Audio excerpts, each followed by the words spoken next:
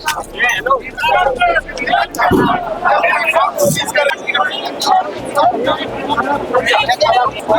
मोदी हाय हाय। BJP को झूठ और कांग्रेस से लूट। पेट्रोल बॉन्ड के माध्यम से देश की बैठी सरकार ने किस तरीके से देश को लूटने का काम किया है और डरा धमका के पैसा वसूली करते हैं। दुनिया का सबसे करप्ट लोग बीजेपी के पार्टी में इन लोग ने शामिल किया है। जो बीजेपी को चंदा देगा वो धंधा लेगा। ये देश की जो जनता है वो आपको आने वाले चुनावों में सत्ता में फ्रीज करके दिखाएगी। निर्मला सीतारमण फाइनेंस मिनिस्टर के हस्बैंड बोल रहे हैं इलेक्ट्रल बॉन्ड देश का सबसे बड़ा घोटाला है। पूरे नेशन वाइड ये पूरा जो प्रोटेस्ट हो रहा है, कांग्रेस पार्टी ने ये जो प्रोटेस्ट शुरू किया, आपको लगता है कि इससे कहीं ना कहीं जो अभी चुनाव आने वाले इससे पार्टी का ध्यान भटकाने के लिए इनकम टैक्स की नोटिस आई है?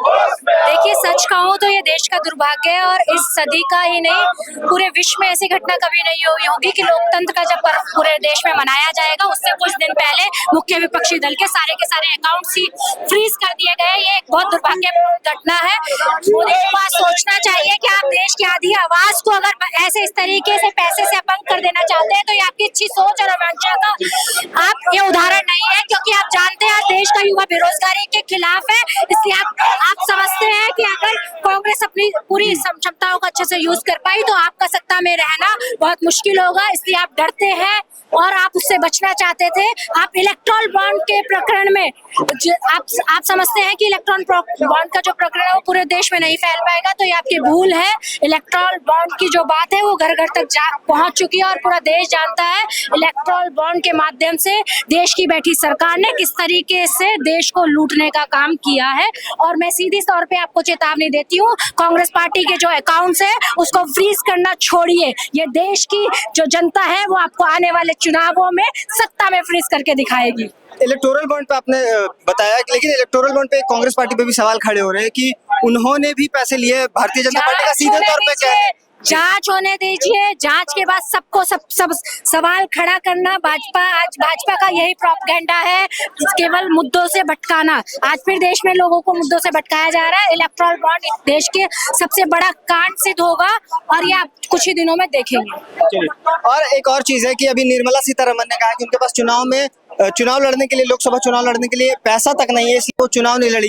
इस बयान को आप कैसे देखती हैं? क्योंकि एक तरफ इलेक्टोरल बॉन्ड से कितने पैसे मिले? जी, जिन्होंने ये कहा था कि मैं प्याज नहीं खाती तो देश का प्याज मतलब उनको कोई फर्क नहीं पड़ता था कि देश में प्याज के जो रेट्स है वो किस लेवल पे हाई हो रहे थे।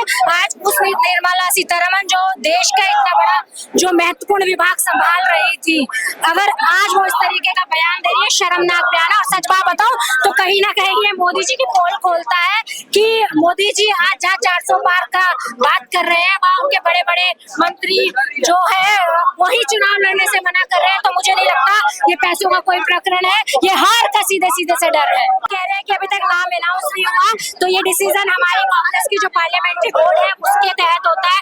इसमें मैं कुछ भी कहने से बचूंगी, पर मैं आपको विश्वास दिलाती हूँ कांग्रेस पार्टी का कोई भी कार्यकर्ता या नेता अगर अमेठी और रायबरेली से चुनाव लड़ता है, पूरे देश का कार्यकर्ता अमेठी और रायबरेली में लामबंद होगा और कांग्रेस पार्टी का इंडिया अलायंस का झंडा बुलंद करेगा। लेकिन आपको नहीं लगता अब समय आ गया कि नाम अनाउंस किया जाए, क्योंकि अब चुनाव में बेहद ही कम समय बचे हुए हैं? ये कांग्रेस पार्टी एक राष्ट्रीय पार्टी है, प्रक्रिया के तहत डिसीजन लिया जाता है, इस पे भी जल्दी से जल्दी डिसीजन लिया जाएगा। और एक आखिरी सवाल है कि जिस प्रकार से अभी चुनाव आने वाले, आपको लगता है जो बेरोजगारी और महंगाई, जिस तरीके के जो मुद्दे हैं, जमीनी मुद्दे कांग्रेस पार्टी उठाती रही है, लेकिन चुनाव के समय अब जब चुनाव अनाउंस हो चुके हैं तो इस दौरान जो कांग्रेस पार्टी है वो कहीं ना कहीं व्यस्त नजर आ रही है। इनकम टैक्स की नोटिस हो, चाहे बहुत तरीकों से व्यस्त नजर आ रही है। जो शीर्ष नेतृत्व है निश्चित तौर पे उनको हर तरीके से ध्यान देना पड़ेगा, परंतु कांग्रेस का कार्यकर्ता बेरोजगारी के खिलाफ, महिला की असुरक्षा के खिलाफ पूरा देश लामबंद है। किस तरीके से किसानों को पहले और अब फिर दोबारा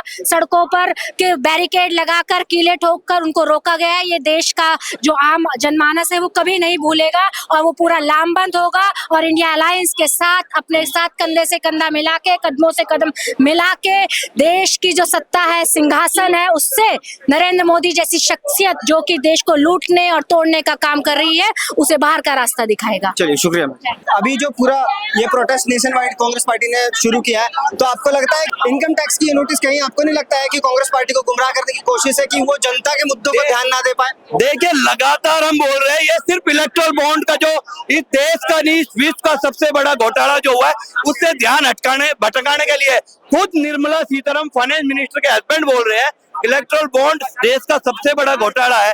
उस पे न जांच ना करने के, उस पे सीबीआई ना जाती है, उस पे इनकम टैक्स डिपार्टमेंट नहीं जाता है, और जाता कहाँ है? कांग्रेस पार्टी के। कांग्रेस 9 साल से तो विपक्ष में बैठी हुई है, क्या चोरी कर लिया? चोरी किया है इलेक्ट्रल बॉन्ड में।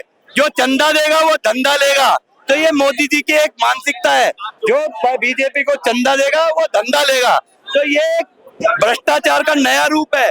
चंदा दो धंधा लो, तो इससे ध्यान भटकाने के लिए बताइए, खुद फाइनेंस मिनिस्टर के हस्बैंड कह रहे हैं कि घोटाला हुआ है, तो क्यों बीजेपी पार्टी इनकम टैक्स को ना अपने ही सहयोगी दलों पे या खुद इलेक्ट्रल बॉन्ड पे जिन्होंने चंदा दिए के धंधा लिया उन पे जांच कराने के खुद कांग्रेस पार्टी पे ही जांच कराई जा रही है? तो ये हम कह रहे हैं बीजेपी को छूट और कांग्रेस से लूट। सर, कांग्रेस में भी कुछ आरोप, सारे पैसे लूट लिए गए हैं। कांग्रेस में भी कुछ आरोप लग रहा है कि कांग्रेस ने भी इलेक्टोरल बॉन्ड से पैसे लिया, अगर इतना ही गलत है तो पैसे क्यों? अरे तो हम तो सबके कह रहे हैं इलेक्ट्रल बॉन्ड में जो भी चंदा दे के धंधा लिया है घोटाला, उसकी जांच होनी चाहिए। इनकम टैक्स डिपार्टमेंट जाए ना, सीबीआई जाए, ईडी जाए, जाते क्यों नहीं है? देखिए, ये जो इतनी बड़ी जो इन्होंने नाइंसाफी जो कर रहे हैं, जो गुंडाराज जो कर रहे हैं, हमें उम्मीद है इस देश के सुप्रीम कोर्ट से, हमें उम्मीद है इस देश के न्यायालय पे कि वो लोग कांग्रेस पार्टी को इंसाफ देंगे और ये चीज आज नहीं तो कल ठीक भी होगी, कोर्ट के माध्यम से होगी। परंतु इनका टाइमिंग देखिए, ये जिस हिसाब से कर रहे हैं, अपनी रणनीतियों को निभा रहे हैं। ठीक चुनाव के पहले सर बड़े नेताओं को गिरफ्तार किया जा रहा है। आपके पास 3 से 4 साल का समय था, तब भी आप इनकम भर सकते थे, टैक्स दे सकते थे, लेकिन नहीं दे पाए। मैडम, अब आप देखिए इन्होंने चीजें कितनी कितनी कर रखी हैं। आज सीबीआई और ईडी का इतना दुरुपयोग हो रहा है इस देश में, आईटी का, इनकम टैक्स का इतना दुरुपयोग हो रहा है, इसका जिम्मेदार कौन है? क्या सरकार में आज की तारीख में ये बात करते हैं जवाहरलाल नेहरू की, क्या आज की तारीख में सरकार में जवाहरलाल नेहरू जी बैठे हैं क्या? ये बात करते हैं सीताराम ये केसरी जी के समय की, उस समय की बात करते हैं। अब आप देखिए इन्होंने क्या हाल बना रखा है इस देश का और क्या दुर्दशा बना रखी है कांग्रेस पार्टी। उनका तो कहना है कि कानून के हिसाब से काम हो रहा है सब कुछ। प्रधानमंत्री के फोटो लेकर आप लोग आए, क्या दर्शाने की यहाँ पर कोशिश? इस देश में देखिए पिछले कई समय से कानून व्यवस्था बिल्कुल ठप हो चुकी है। सारे विपक्ष के नेताओं के ऊपर ईडी सीबीआई का पहरा है। ईडी सीबीआई के जोर डाल के ईडी सीबीआई को ये लोग केस डालते हैं, ये लोग मुकदमे डालते हैं और डरा धमका के पैसा वसूली करते हैं। वन नेशन नो इलेक्शन, इसका क्रोनोलॉजी क्या है? ईडी को छोड़ेगा, ईडी को छोड़ के पार्टी तोड़ने का काम करेगा, नेता को जेल भेजने का काम करेगा, इनका आईटी नोटिस देगा, जो अपोजिशन पार्टी में जो खाते में पैसा है वो सारे पैसा लूटने का काम करेगा और लूटने के बाद दोबारा नोटिस देने का काम करेगा। बीजेपी सरकार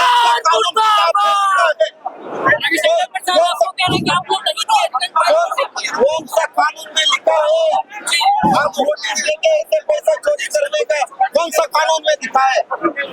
आजाद भारत में हमको भी बताइए ना। मीन्स आप लोग ने क्या चाहता है?